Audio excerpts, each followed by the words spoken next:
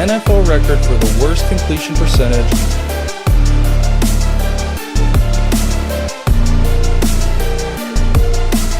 This is a game you need to waiting. win. This is a divisional matchup against a team you should beat. This is how you stack up wins.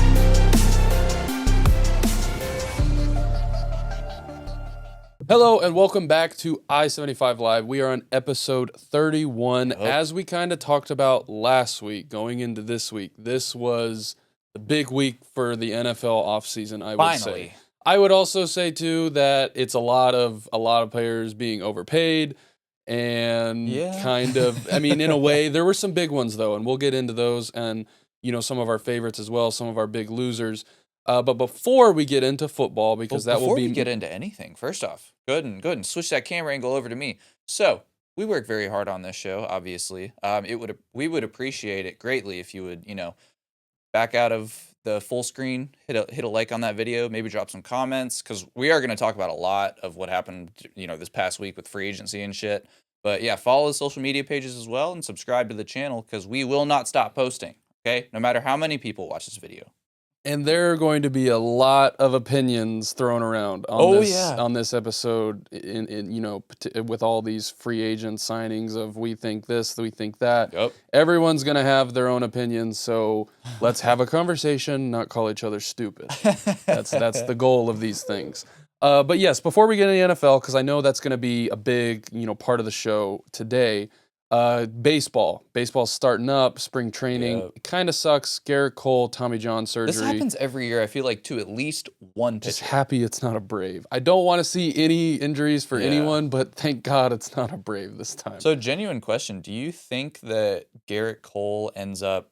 Does he come back from this? He's getting old. Like, I don't know his exact age, but he's up there in his 30s. That's what I said to you. He's going to be out, until the 2027 season? Yeah. 2 full years, damn near. I think it takes like a full year to even start throwing after you have Tommy John surgery. So that's a question you got to start asking yourselves. And the Yankees are still paying him a shit ton of money.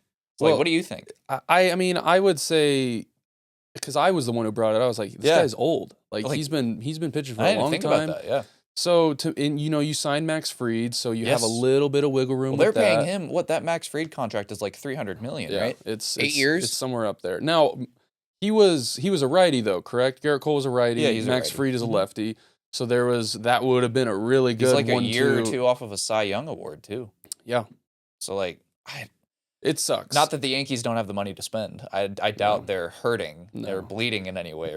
They'll be fine. And I know they lost Juan Soto and they lost some guys but you've added some players. So I think that's the base. I mean, it all kind of probably evens out with injuries across every team. It's going to happen to everyone. It just does suck that it happened in spring training. As an athlete myself, it's almost like spring training is practice. Yeah. And to get hurt like that in practice kind of sucks. I will say, for pitchers, it does make a little bit more sense that they are getting hurt during spring training because, if you're not ramping up correctly, you can tear your elbow. The way you throw the ball, if you're not, conditioning yourself during the winter, because this is a year-long sport, if you're not staying warm, you will show up to spring training not ready.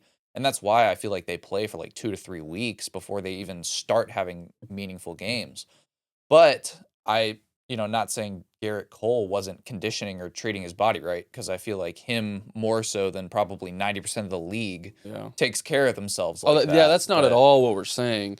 We're just saying that, maybe his age played into a little bit. Maybe, it's just baseball, the motion of throwing a baseball for pitchers, it's not natural. And when you're throwing it 90-plus miles an hour and 80 times a game, it turns into stuff like that. Once every week, Yeah, so... NFL, let's get right into the NFL. The big contracts that there was a lot that happened before even free agency kicked off on Monday. Yes, and I would say the Myles Garrett one was very funny because he came out and made a statement of I'm not coming back. I appreciate everything they did, but it doesn't really matter how much money they give me. I want to play for a contender. 1 week later or 2 weeks later, I'm back, baby. I mean, this is why I always say, especially in the NFL, any sport really, money talks. Yes, and when you get laid out this much money in front of you, it's very hard to say no to that, no matter how bad you want to win a Super Bowl or whatever. I saw Stephen A. Smith and Shannon Sharp were talking about this, alluded to something, I think it was yesterday or the day before, that Shannon Sharp brought up the fact that Myles Garrett was out of guaranteed money on his contract. And so this was his little technique to get some more and just kind of, put the Browns in a tough spot and go ahead and, get some more guaranteed money on that contract. And for a while before, I think Max Crosby did it right after, Myles Garrett was the highest paid non-quarterback. Yeah. And so, I mean, well, and he may have wanted to stay in Cleveland after all. I truly don't think he did. Probably not. But that is, how do you say no to that? Exactly. How do you say no to that? 160 million, 123 million guaranteed. And who knows? I mean, Myles Garrett is in very good shape. He's taking care of his body. So say he plays out this contract and then plays the last 2 years for somewhere else to get that Super Bowl ring or whatever the case may be. So yes, Myles Garrett got the bag. Max Crosby, like you also mentioned, right after, also got the bag. This one makes sense. Makes a lot of sense. He has always loved the Raiders. He has said from the very beginning, I want to stay here. Mm-hmm. I just know that he has also said, hey, I don't want to rebuild, and I know they kind of did that with the Geno Smith signing. It seems like they're trying to do it. They're trying to fast track it a little bit. Like, having Tom Brady, having a say in all of this might end up helping a lot. But yeah, it does seem like they're trying to avoid a full rebuild. I feel like last year was probably step one for that because they really were like a team to forget about all season. Well, and you fired your coach. The quarterback play was horrendous. I think the only true bright spot was Brock Bowers. That was it. That was Max pretty much Crosby it. Always, but so yeah, this one makes sense though. Yes, I think absolutely. the way he's talked about the organization, him loving playing against Patrick Mahomes and all that, this one makes sense. The next one that kind of was a little off guard. Like I saw it and I was like, I didn't even know this was the year of all years for people and just men in general. I don't like. Besides, obviously not making the Super Bowl, everything else went right for Josh Allen. I mean, I like I said, I didn't expect this. When I saw it, I was a little like, oh, cool. Like, he deserves it. But Josh Allen signs a 6-year, $330 million, $250 million guaranteed. Yep, that is the largest ever in guarantees, beating Deshaun Watson finally. He held that title for like 4 years, I believe. But yeah, well deserved. Well deserved. Last thing on that list is now winning Buffalo a Super Bowl. And they've had a pretty good free agency so far. They're making some smart signings. They're not making any splashes, which, like you said earlier, kind of alluded to, is you don't necessarily want to make the splashes in free agency because a lot of times those are the contracts that people look back and they're like, why the fuck did they pay Christian Kirk $90 million and now he's on a different team? No, I agree with you. Yeah. And so that one was cool. Josh Allen, like you mentioned, he's had a hell of a year. Next one that this might be my favorite one of those. Yeah, I mean, we talked about this. I know maybe not on the show, but we've talked about it, off the show of where we think this guy will go. You were saying, hey, what about the Rams? And then all of a sudden he went to the Rams. Yeah. I like this. You get rid of Cooper Kupp.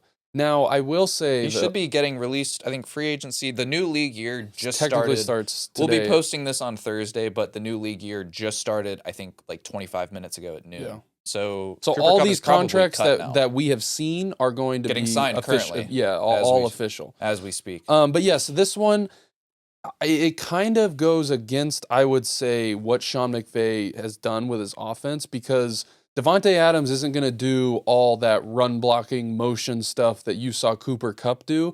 So Puka's really going to have to. Puka might slide into the Cooper Kupp role. Well, he kind of already was. You had 2 Cooper Kupps with Puka and so maybe Cooper. Devontae Adams takes more of an outside. You're going to have to. I mean, he's going to have to do that. In the slot. That could because I don't see him wanting to do that, especially at his age and just he's been able to do over his whole career. So that's going to be a little bit different style of McVay, but McVay's got to be, kind of licking his lips with Devontae Adams being arguably one of the best receivers ever in our generation. So Devontae, I think it's going to be good. And, Yeah. Matthew Stafford got re-signed. They still have some good tight restructured ends. it too. You've got good running backs. You've got a very good young defense. So that team's Yes. going to be good. And they're going to have another good draft, it's fair to say. Yes. But, I mean, foreshadowing a little bit, are the Rams going to be your 1 seed again? I don't know. I mean, it depends on how the draft goes. There's still a lot to the 49ers I think will be back because they got riddled with injuries. I don't know. I would say though, I mean, the way they're looking at this now with Matthew Stafford's career kind of coming Seems to like an they're end, trying to chase another ring I do before too. that I do too. story's closed. So I'm still a Rams, believer, especially with that defense, and they're only going to get better in the draft. yeah. So I do like what the Rams are doing, and like I said, that front office and Sean McVay, The best. they do One of the this best. every single year of making these. Well, that's, I mean, with how deep this class is, I'm excited to see, like, teams that do usually draft well, like the Rams, I'm excited to see the moves they make in this one. yeah. I mean, last year was great. That draft, the last 2 drafts really have been just loaded with talent. Absolutely loaded. But this one I feel like is probably the climax. We keep bringing up the COVID class and people that got extra years of eligibility. It's coming to an end, and I feel like this might be the most back-heavy draft. Like, it's almost that teams are disappointed that they have a high draft pick because the talent at the top really is it's really hit or miss. And not to say it isn't always. You can kind of say that about all. Right yeah. now, it feels like the cream of the crop is in rounds 2 and 3 with these running backs, these tight ends, these D linemen that are going to get taken. And so, yes, the Rams benefiting a shit ton. And it's, Yeah. Well, and it's all the picks that may have been a year early on your Rams 1 It's seed all the prediction. picks that they've kind of given up the past couple years. They didn't have a first pick for 6 years? Something like that when they sold out for that Traded Super Bowl. for Jalen Ramsey, yeah, all that. All that. They lost, they gave up all those. So yeah. So I think the Rams I think this was a good move for them. They're going to be nasty. They Next always one, are. the DK Metcalf traded to the This Steelers. made no sense at all. Especially with how they've treated free agency and not being able to sign a quarterback yet. So that's why it doesn't make sense to me. I look at it and go, cool. You sign a one receiver with George Pickens. Well, what does this mean for Pickens too? Because they both play very similar. Yes, and they just paid DK. Yeah. Because Pickens is on. This is like the last year he's on. He might have. He has a rookie option. Yeah. But this is like nearing the end for George Pickens. So it's like, do you feel a little bit slighted? I mean, maybe, probably just because that's kind of the attitude he's always had. Yeah. But if I'm looking, I mean, it's just, to me, I look at DK and I go, okay, so you've come out publicly and said, I don't want to play in cold weather. I want to play for an established quarterback.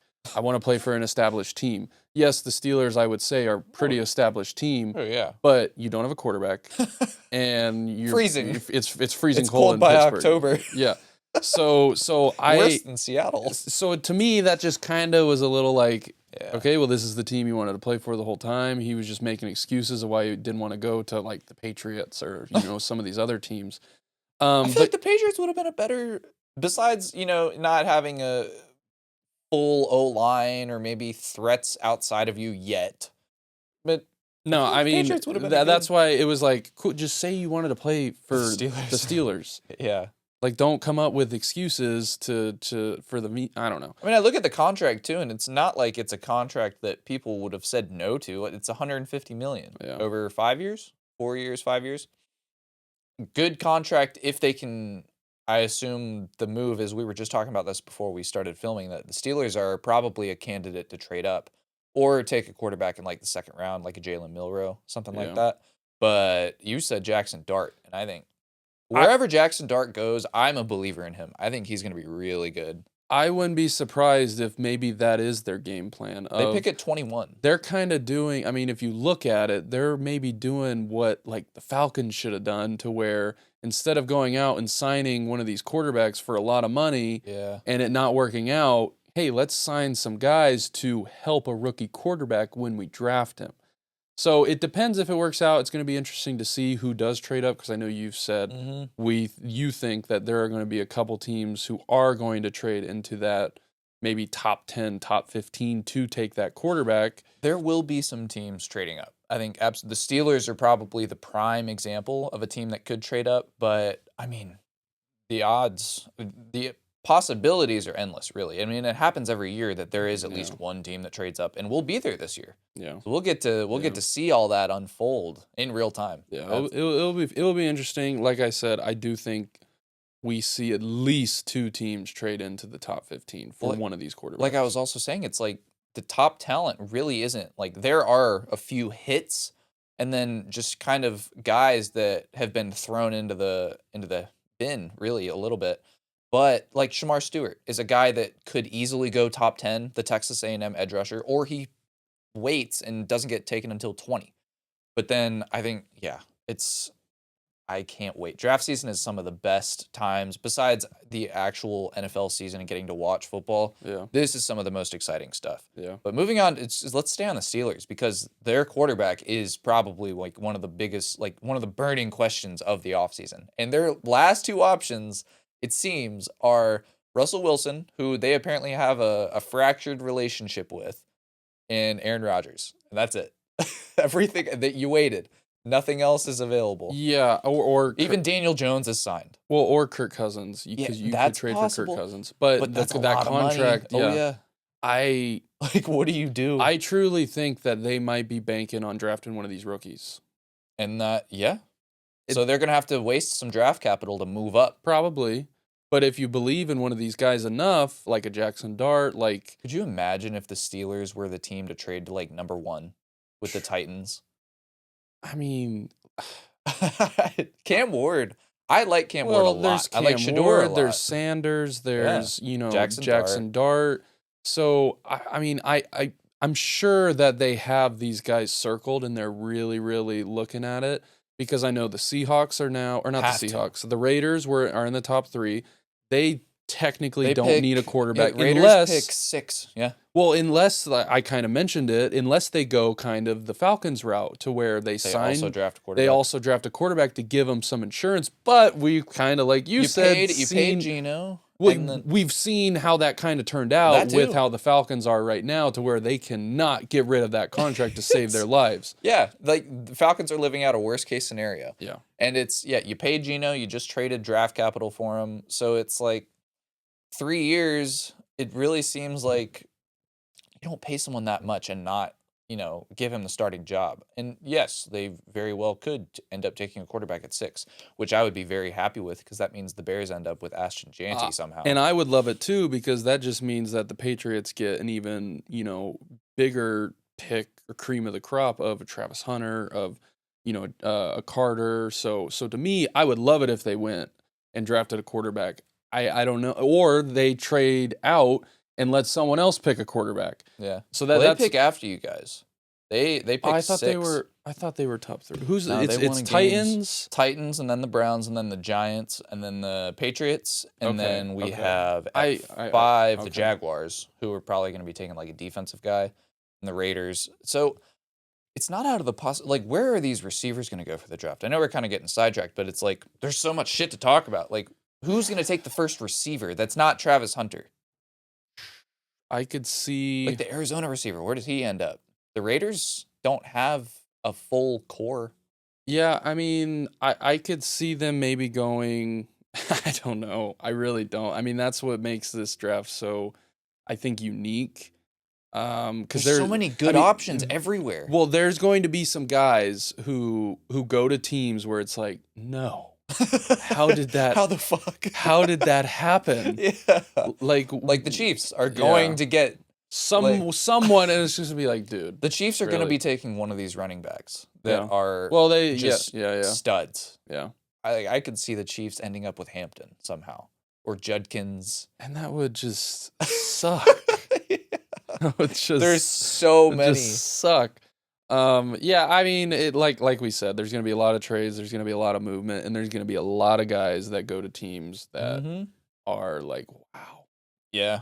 But like back to the Steelers, I do think Aaron Rodgers is the option. Oh, yeah. He was playing good football. Yeah, like at the back half of the season, he wasn't playing bad. And now you have DK, now you have Pickens, you have that Freiermuth. deep ball to DK, and oh my god. But we also said the same thing when he went to the That's Jets. true. Well,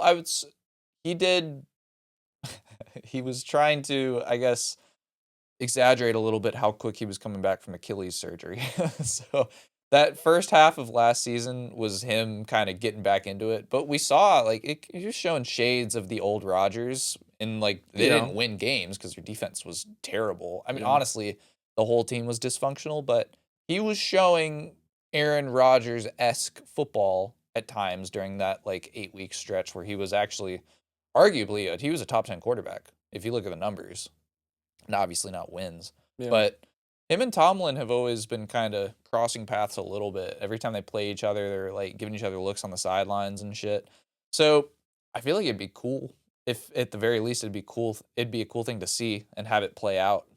It'd be a nice storyline to follow. Yeah. No. Yeah. Yeah. So to get into kind of what we were talking about, we'll go into kind of our as a whole of winners of the free agency. There are a lot. I'd say there are a lot of teams. So the one team, though, and I know I don't want to blow your head up, but I will say the Bears did a really good job of they identified the problems, they identified what was missing, and they went out and they got it. They got a new center. Yep. They got Joe Tooney from the Chiefs, which is, I mean, he's Super Bowl Hall of Fame caliber. Hopefully he stays like that for your sake for the next couple years. He didn't allow a single sack last year, I don't think. And well, he kind of got moved to like tackle because their O-line was all types of crap for the Chiefs. So he kind of was playing a position that, but he was willing to do it for the betterment of the team. So that's cool. But yes, I would say the Bears as a whole, not the draft. I think they're only going to get better. But the Bears were really impressive too, as in we know the problems. Let's protect our quarterback. We have good weapons. We have good running backs. We have a good defense. The O-line is what we needed because how many times did Caleb Williams get sacked? It was almost an close NFL to record. 80? It was 68 times. Yeah, so it was one off the NFL record. So to me, the Bears, I think that was very, very good. Ben Johnson came in, did his thing, and yeah, I would say the Bears overall as a whole, team-wise, I'm sure there are lots of others. This is where, opinions are going to vary. There's a lot of winners. There's a lot of winners, but the Bears, to me, they identified the biggest problem they had, and they went and got it. I would absolutely agree, and I love that they got started before free agency. Because I was just talking about it before we started filming, these guard contracts that have been happening, like the one that the Vikings gave Will Freeze, great signing, but $88 million. That's ridiculous. That is so much money tied up into one player, especially when you need 5 of them, 5 offensive linemen. And obviously you only need 2 guards, but it's crazy. And so yes, to make trades for a 6th round pick and a 4th round pick, and you get a Hall of Famer who's still playing very good football. And yeah, he's 33, so he'll be around. Probably means they draft a guy to learn under him. Well, he's probably going to retire a Bear. It probably will. And then the other side, Jonah Jackson making that trade for a 6th round pick. He was hurt a lot of last year, so we got him at a discount. And we didn't have to pay any money for one of these top guards. We got 2 of them. And Jonah Jackson was a Pro Bowler before he came to the Rams last season, and he has familiarity with Ben Johnson. So I love that. And then I think probably one of the most important signings, maybe the most, is signing the Falcons center, Drew Dahlman, which we got at a discount. He apparently took less money to come to us, which I think speaks volumes to what they think of Ben Johnson as a coach or, potentially Caleb as a quarterback. But yes, all the way around. And then the defensive signings, Grady Gerritt and then Dayo Odeyingbo, who's a Colts guy. He's only 25. He's got a lot of upside to him. He's 6'6", 290. And I feel like having him learn under some of our other pass rushers, good. And then I really like the Grady Gerritt signing. Yeah, I do too. I think if anything but like just a locker room presence, someone who's been around the league for 10 years. And he wants to win. Yes, he wants to win. He's been to a Super Bowl with the Falcons. They lost, so he kind of knows what that is like. So that's a guy who kind of with Myles Garrett, I want to win. I want to be. And I know people are going to say he went to the Bears. What do you mean he wants to win? That doesn't make any sense. Why would you go to the Bears? It's easy to shit on the Bears, guys. Okay, we get it. Okay, we haven't been the best in the past. But I do like the Grady Gerritt signing. That one's good. And he's a glue guy. He's a locker room guy. You saw that with the Falcons for all those years. He's a captain, year in and year out. Yeah. But I think let's stay with the NFC North because I think another winner. I think especially day 2 of free agency, seeing the Vikings and the moves that they're making, they're making it so that JJ McCarthy's transition into the starting role is going to be as easy as possible. And you're going to get results similar to, if not slightly better than what Sam Darnold gave you. Because, I mean, I'm looking down the list of these contracts. These are all starters. Like, they re-signed Aaron Jones, great. They re-signed Byron Murphy, very good. And then Javon Hargrave, the D tackle that got released from the Niners, if he is healthy, that's a good D tackle. And then Isaiah Rodgers, Ryan Kelly, center from the Colts, Jonathan Allen, another D tackle, the one that the Commanders just cut. And then we already mentioned Will Freeze. Watch out for the Vikings. Yeah, no one's sleeping on them this year. If McCarthy comes out and plays even just remotely close to what Sam Darnold did, I think this is going to be a very similar looking team to what it was last year. You're getting not Hayden Hurst. TJ Hawkinson is going to be fully healthy finally. He came back halfway through the year. Your O-line just got Still way have Jefferson. better. Still got Jefferson. Still got Addison. Addison. My God. Yeah. And then the defense. I think no one hired Brian Flores, so you get to keep him as defensive coordinator, and you're just stacking up defense. And you still have the draft. Yeah. So they're going to be, like, the NFL is really hitting a point where outside of, like, 3 teams, everybody's competitive. Like, everybody's got guys. When you see that with who beats who and who, and that's what... Any team can win. Yeah. That's what's great about the NFL. Oh, absolutely. And then, I mean, let's talk a little bit, because we only have 2 listed, but there are some other very good winners. Like the Broncos, I feel like have been doing a lot. I feel like we can't sleep on what the Bills have been doing either. Like, seriously. Yeah. The Bills, I mean, they're making really good signings. I know they just signed Bosa. I think they need some weapons on the offensive side of the ball. Yeah, they're also probably going to have to re-sign James Cook. He's been very $20 million talkative on social media after Barkley got, so... They're going to have to pay him, most likely. Yeah. And to help out, your quarterback that you just paid a lot of money to. I don't know if they're going to re-sign Amari Cooper. Yeah, he's a free agent. It's still waiting on him. Yeah. Don't know where he's going to end up. But they re-signed a lot of guys. They re-signed a lot of their guys that were like leaders, and they extended, which helps with their cap space now. So like they extended Terrell Bernard, their standout linebacker. They gave Shakir a bag, their receiver. They obviously signed Josh Palmer from the Chargers. Yeah. Pretty good signing. Josh Palmer's not bad. He wasn't getting... He's a role guy. Yeah, he wasn't getting a ton of opportunities in LA. Yeah. So that'll be interesting. And I mean, Josh Allen does consistently stuff with less. He could be like a Gabe Davis was to the Bills when he was on the Bills, and what Josh Palmer could be. And we saw Gabe Davis, look what he did with the Bills, and then as soon as he left, everyone kind of forgot who he was. And another one, we talked about this, I kind of alluded to them, the conversation that we were having with AJ as a team to watch. The Panthers have spent some money. And Patriots, we can talk about them a little bit too, because they've been making some moves. Yeah, I think we got a bunch of filler guys. I really do. A bunch of guys to at least have a foundation. You've got a core. Oh, yeah, like have a foundation of, now you've got some foundational linebackers. The D lineman out of the Eagles, I've talked about to you. I think that was great. Yeah. That was one of those guys where it's like, hey, very good. You don't get a guy like that if he doesn't want to come play for Mike Rabel or, So to me, that was our biggest, hey, let's go. But other than that, I think it was just a bunch of foundation guys. Like, let's start this. Let's draft good. Let's build a core and go from there, which is what Mike Rabel said he was going to do. So that is cool. And I know, we're not going to be able to do this in a week. We're not going to be able to do this probably in one season. It's going to have to be something to build. You never know. There are plenty of free agents left. You guys still have plenty of money left. There's still a draft to be had. I would say, if we're talking about the Patriots, I would say now Cooper Kupp is way more realistic for the Patriots now. I keep checking my phone to see if he's going to sign. He's kind of survived the first wave of all these signings.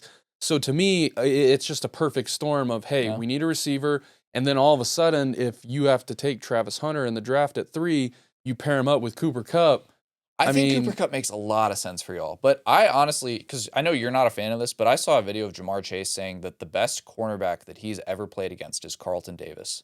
And he wasn't kidding when he said that. And so if he can stay healthy, him and Christian Gonzalez Carlton Davis isn't that old. I think he's still in his 20s. So that's my only thing with him is because me being a Tom Brady fan, I watched him when he was in Tampa, and and he was on the Bucs. He got hurt a lot, and even last year he was hurt a lot. Yeah. So to me, it's like we're spending all this money for a guy gave him $60 million. Well, for a guy who's just kind of been hurt a lot, and I don't want it to come. But I do agree with you. If he stays on the field, what Jamar Chase has said, the film he's put out there. Yes, I agree. Very good. He's just injury prone, and that to me, I hate the idea of wasting money and having a guy be hurt for the half the season who we're paying a lot of money to. I will say you could think of it this way: because it's not wasting money because the salary cap's going up $20 million next year. So you pretty much, 3 years, $60 million. That's $20 million a year. So this is your kind of, let's see if this pays off. You're not going to suffer greatly from, if he doesn't end up panning out. Obviously, it would suck, and you have to go draft or sign another cornerback. Yeah. But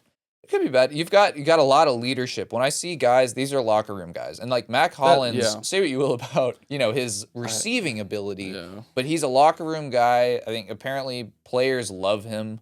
And you're going to have to throw away your silverware and all your shoes, but it's a small price to pay for a special teams guy. I would agree with you. I think we got a lot of foundation. Yes, rookies. This is these are guys that are going to set the standard for these guys that are getting drafted and coming into the building. Yeah, the Patriot way is being reinstilled in Foxborough, which I'm cool with. I am. But, I don't want to overreact. I don't want to overhype. Just wait until y'all draft Travis Hunter. Yeah. I'm just going to wait until we have a real foundation or idea of what this team is going to look like, and then I'll go from there. But for the Patriots, I think it was a bunch of foundation, which is nothing wrong. There's nothing wrong with that. No. Because that's what you need. And, I think our D-line, especially if we draft Carter with some of the guys, it could be very good. Yeah. So I will continue to watch it, and if Cooper Kupp decides to come to us, that'd be awesome as well. Are you going to get a Cooper Kupp jersey? Hell yeah. I will buy a Cooper Kupp jersey. That's so funny. I will buy a Cooper Kupp jersey. Hey, man, I would not blame you. I think, other than the Patriots, where else would Cooper Kupp go? Maybe I've heard the Jaguars for some reason. I could see... The Commanders? I could see the Commanders. I could see maybe even the Steelers. It's getting kind of crowded on the Commanders a little bit, though. Yeah, this is what we've talked about, though, is guys want to play for this team. Yeah. They do. They saw it's Jaden Daniels. I would if I was them. Bobby Wagner re-signed. I don't know if Zach Ertz is re-signed. He did. They re-signed him after Zach another Ertz year. wanted to say after that press conference of I wish I was as young as him so I could play my whole career with him. Guys want to play for that team. Yeah. But then again, that's also kind of what their new head coach came in and did. So hopefully that's kind of what the Patriots, and Mike Vrabel, I think, is very respected around the league. Oh yeah, definitely. So I'm looking forward to that. But yeah, it's the Cooper Kupp. I don't know. I would assume if no one signed him yet, he's maybe asking for too much. But they wanted to trade. These guys are getting traded for 4th and 5th round picks, where it's like, okay, if he's going for that, you can get Cooper for. Maybe they really are. He's not the biggest guy, and he's been injured the last 2 years. Yeah. He has not been healthy since the Super Bowl, which was 4 years ago at this point. Triple Crown, though. Triple Crown. I know. It's just when he's healthy, he's one of the best. There will be a team that signs him, and I do think it's the Patriots. I feel like the Patriots are the perfect spot for him. Yeah. But what do I know? Yeah, what do we know? Moving on. Teams that were bad. Losers of the week. So can I have an honorable mention? Or not really an honorable mention. Let's kick it off with this, not for stuff that I guess they've done, but the stuff they haven't done leading up to this point. The Bengals. Yeah. The Bengals. Oh, man. Guys, I'm sorry, Jack, Austin, Nathan. It's the Bengals. Proactiveness is something, and I saw J.J. Watt. I refrained from sending this in the group chat because I feel like I've been kind of hard on you boys recently. But J.J. Watt said, you reward your players earlier, and the team gets rewarded in turn. And it was one of the players that just got extended that was before, their contract was up. But the Bengals last offseason had an opportunity to sign Trey Hendrickson to an extension before he went and had 17 and a half sacks. Again. They could have extended T. Higgins and not franchise tagged him again, spending $26 million on a receiver who is not guaranteed to be on your team next year. And you could have extended Jamar Chase, which apparently all of these three contracts come down to guaranteed money not being offered. And I've from the Bengals fans that we talk to, we know that it's a very cheap organization, but I didn't expect it to be this bad. Well, and I think Jamar's a lock to get a deal no matter what. Yeah. I don't know about Higgins. He's been very vocal on social media. I think that's a coin flip, and I think Hendrickson is gone. I think he's going somewhere else. You waited way too long, and I wanted to bring it up when we were talking about the Max Crosby deal. That screwed the Bengals' chances of even getting now, because that deal is what, 31 million, something like that. Yeah, good luck getting Trey Hendrickson for less than that. And that, honestly, you've made some good signings. I'm not going to trash the signings they've made, but the people you're losing are not being, it's not balancing out with the people you've signed. You are losing. If you lose Hendrickson and you lose T, that's major. Yeah. And you're going to have to draft very well. You will. And that's something they haven't really done for the most part. So it need no line. I mean, I'm the Bengals. It's an organizational problem, I would say. Yeah, it is. And my biggest loser it's just kind of funny because we live here and we just hear about it. It's for me the Falcons. Yeah. The Falcons have utterly screwed themselves with the Kirk Cousins contract. And not being able to trade him. Which causing them to not even be in the conversation to sign some of these guys. And Trey Hendrickson could still be an option, but it's like you're saying, they didn't get any premier guys in free agency. And they lost. I mean, you lose Grady Jarrett. Yes, was he older? Yes, did he have a little bit of a hit? You lose him. I know they re-signed one of their corners, which was a bright spot on that defense for a little bit. They lost their center, though. They lost their center. I mean, they have lost a lot and not had any, we could still have some money to play with for the guys who survived that first wave. The Kirk Cousins deal has just destroyed all of that. Yeah, all hope is lost for that. And another team, like the Falcons, similar to the Bengals, are gonna, for different reasons, but they're going to need to draft well. And they're gonna need to take positions that they need because you're not able to fill them in free agency. And and the pressure that they have on these picks is also it's major. It's crazy. Major. It's not like they're drafting guys that they need to contribute to day one. Yeah. They need to be in the building putting up numbers. Yeah. Well, it's not like you're the Lions. It's not like you're, some of these the Rams where you've got to come in and you have to, the pressure that they have on the GM to make the right pick, on the players to perform to what they expect these the talent or whatever. It's just it's a tricky situation for the Falcons. It really is. And another one, I think, different, but another very tricky situation. I think the 49ers lost a ton this offseason, so much. I mean, besides releasing, they released Malik Collins, Javon Hargrave. They released Juszczyk too, their fullback, which I was very surprised with. They released Leonard Floyd in hopes. Apparently, they released Leonard Floyd with the thought that they had a deal done with Joey Bosa. And then that fell through, and now they're without either pass rusher. But on top of that, they also traded Deebo Samuel. Brandon Ayuk is coming off an ACL injury. So you were only able to sign Demarcus Robinson in free agency. That's not a good receiver, but it's not somebody that you immediately look at. He's not replacing Deebo, yeah. No. And I'm looking at the list. The Niners really haven't signed anybody of relevance. It's a bunch of role players. They're also about to pay Brock Purdy. Gonna have to pay Brock Purdy. Next offseason, you're paying him $250 million minimum. Yeah. Especially if he plays, good again this season. So another team that's gonna have to draft well and did not do themselves any favor. They just extended Trent Williams as well. Trent Williams just got a bag. He's 36. So and was hurt a lot last year. I really think the Niners are kind of similar to how I predicted the Cowboys collapse. I'm calling my shot early. I think the Niners are getting gone real quick. And it's not something I want because I feel like the Niners are fun to watch when they're good. Like they've got a complete team. I love Kittle, love McCaffrey. Yeah. It does not look good at all. The next one that this one again to me really doesn't make sense for all the people they let go is the Seahawks. They completely tore it down. Like they've committed to a full rebuild. Well, like you sign Sam Darnold to the big contract. You trade Geno, you trade DK, you drop Tyler Lockett. It's like released a lot of your defense too. Like, not that they were, And to me, it's just like it doesn't quite make sense. Like they're not picking high. It's really another team. Like I feel like it's probably the same for all off seasons, but I feel like there's at least like 4 or 5 teams that are just stuck in limbo. Like we're looking at them like, what the hell are you doing? Yeah. What's the plan? Yeah. But no, it reminds me a little bit of kind of like the Steelers. This is to me is like the Steelers. Yeah. The Steelers got their receivers, but they don't have a quarterback.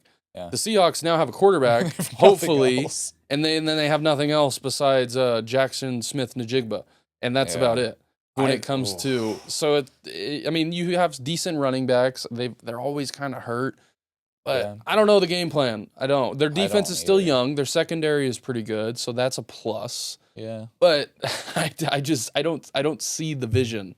I think, quite honestly, that Seattle will be picking top 5 next year. I think. Just based off right now, they could have a great draft. There's always a team during the season that surprises, but right now I have no faith in the Seahawks at all. I would agree. It's not good. I would agree. Now I wanted our next little segment, best individual signing. We've kind of talked about teams. We've kind of talked about, as a whole. The best individual sign, I have 2 guys who, this is what I thought. DJ Reed to the Lions. One of the best contracts. For 3-year, $48 million, he was very, very good on the Jets. Oh, he's just incredibly probably good. Didn't see him a lot because the Jets kind of sucked. Yeah. And as a whole, the Jets defense. But this guy is going to, I think, lock it down. A very important role for this Lions defense, who was hurt a lot for one. But I think this guy is going to be a very good role player and just depth towards this team. Yep. So I really, really like DJ Reed for the Lions. It's a great and signing. Then I really like the Afunga trade. The Broncos signed. Oh, signing Talanoa Hufanga? Yes, Hufanga to 49ers. A 3-year, $45 million. He was his first couple years 49ers, stud. He was amazing. an All-Pro last year, the year before. And then he got hurt last year. Yeah. Everyone kind of forgot about him.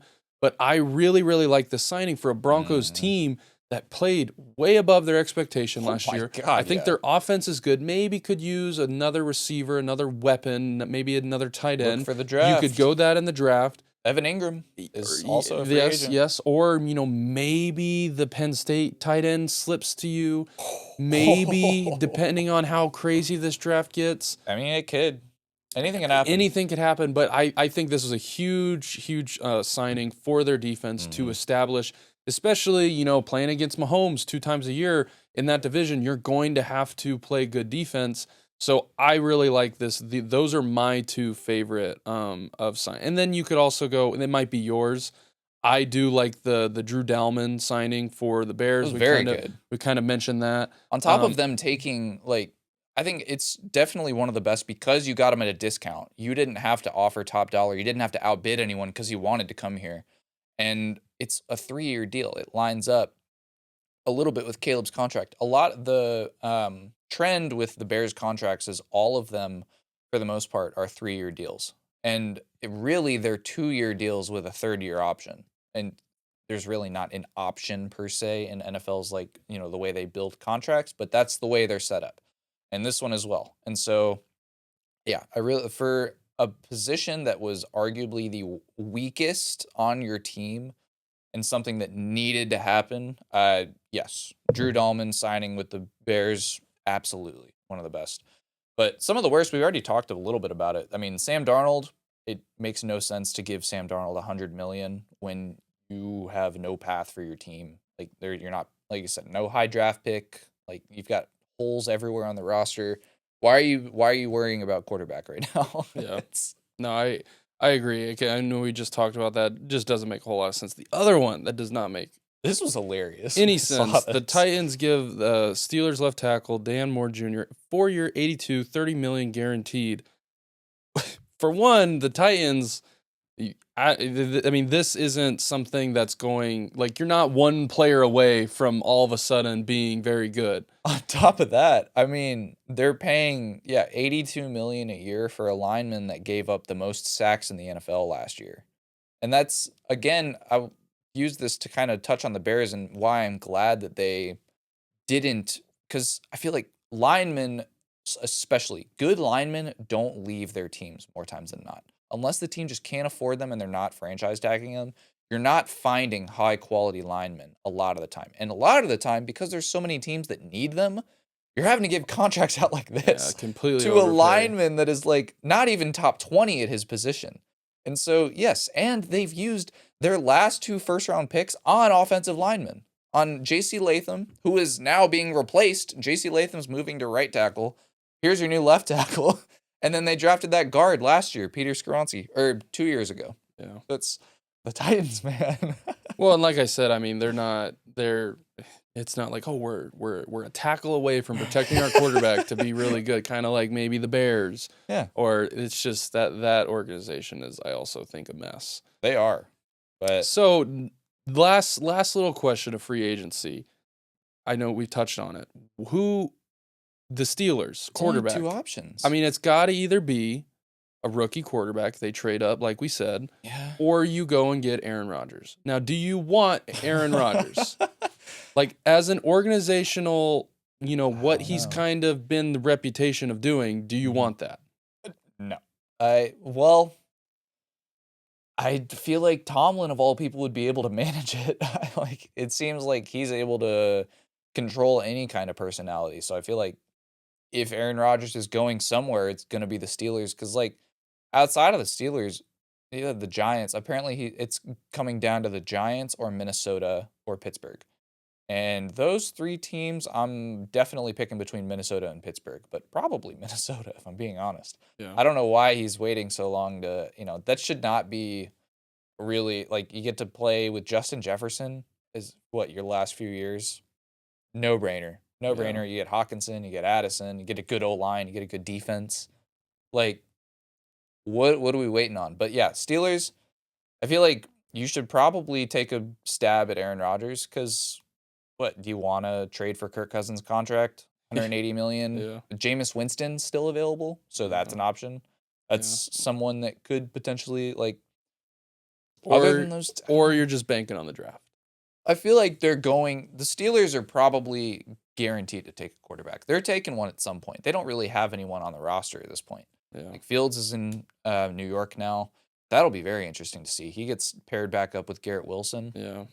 I like Breece Hall. Obviously, they still need no line. But yeah, Steelers are just, I think quarterback is probably who they draft. Honestly, I'm starting to think that Jameis Winston makes the most sense for them. Just give him a 1-year deal. Kind of like they did with Locker Russell room Wilson. guy. Yeah, but Jameis Winston, he's going to end up somewhere. Yeah. So, I mean, that kind of wraps up our NFL conversation. Like I said, it's all very opinionated. Yes. If you have your say of, hey, this team did really good, hey, you missed this guy, let us know. But yes, it's all, I mean, it can be, I kind of mentioned, you lose. I don't think you win Super Bowls or playoff games in free agency for the most part. If anything, you're overpaying for guys. But there are some hidden gems to teams that are maybe a tackle away or a pass rusher away or someone like that. So I see a tweet right now saying that apparently later today, Aaron Rodgers is going to be announcing his plans on the Pat McAfee show. Are we surprised? Always got to be a spectacle. Yeah, dude. Always got to be a show. Look at me. I'm more important than everything else. Jesus, man. You can't make this shit up. Doesn't surprise me. It's so funny. Doesn't surprise me. But no, on to next week. So when we release next week's episode, it will be on the day that March Madness starts. So we'll go into probably more Yeah, we'll have the conversation next week with like our brackets and stuff, and we've got buddies that do pay a good bit of attention to March Madness and college basketball in general. So that's an opportunity to maybe have them on and have a discussion about it. But yes, Selection Sunday, where they determine all the seedings, is this Sunday, March 16th, and then first four is the 18th and 19th, and then obviously going to the first round, which is 8 days from now. And I know this is huge. Like, even if you don't watch basketball, everybody watches this. You're filling out a bracket. Hell yeah. You're doing it with your friends. I know just off of, I know I'm invested in sports betting and all that, of just knowledge of it. I know the SEC has done very, very good this year in basketball. The SEC, I feel like with NIL, it has really helped balance out conferences like the SEC, who have, great programs, tons of money, but before all this money was in play and legal, because obviously players were still getting paid, but it made it kind of less about the program name and be like, oh, I'm playing at Alabama. Now it's, oh, I'm making $60 million at Missouri. Yep. That shit. And I know like Florida has been a huge team this year. Auburn has been kind of good though with that head coach the past couple years. Yes. So, but Auburn's up there. Florida, Georgia Alabama hasn't been terrible. They've won some close games against some big teams. Kentucky's still there. Tennessee's very good. Tennessee, Alabama. yeah. So the SEC, I think, it's basketball, and it's going to piss off people because it's like, the whole SEC runs football, and now it feels like they've got the most teams out of, for basketball. Well, I will say Duke. Duke is the favorite right now to win, but I think the story of the tournament for me and the team that I'm probably going to be rooting for the most is St. John's. I don't know if you know anything about them.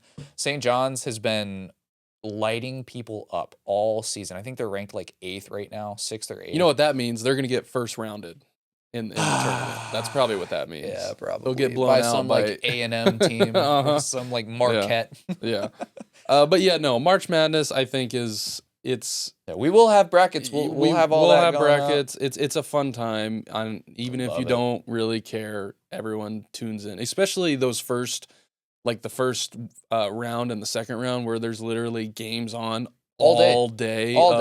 Multiple. Yeah, like at the same time. Yeah. So that's, I remember on bus trips being in like high school too. Oh yeah, it being on. Yeah, we like convinced the teacher to play it. And I remember me and Dawson had like this business class in high school, and it was like one of those things where you were in like a computer lab the whole time, and we had one of the football coaches ran that class, and so every time during March Madness, whenever that period came around, that's all we did all day. Yeah. He had it up on the smart board, and we had him going all the different games on our computers. Yeah, it's a holiday. It's a holiday that doesn't get recognized. Yeah, it's definitely, people pay attention. People pay attention to it. So yes, we will kind of go a little bit deeper into I'll do some research, I'll do some reading, I'll do some looking. There's a lot of fun teams this year, man. Check into, I believe, oh my God, it's Ace Bailey and then Dylan Harper. I don't remember the team they're on. I'm looking it up right now, but this team to watch, Rutgers. 2 players, those 2 guys are going to be going like top 10 in the NBA draft. Yeah. So they're a team. They're not listed on odds to win the tournament.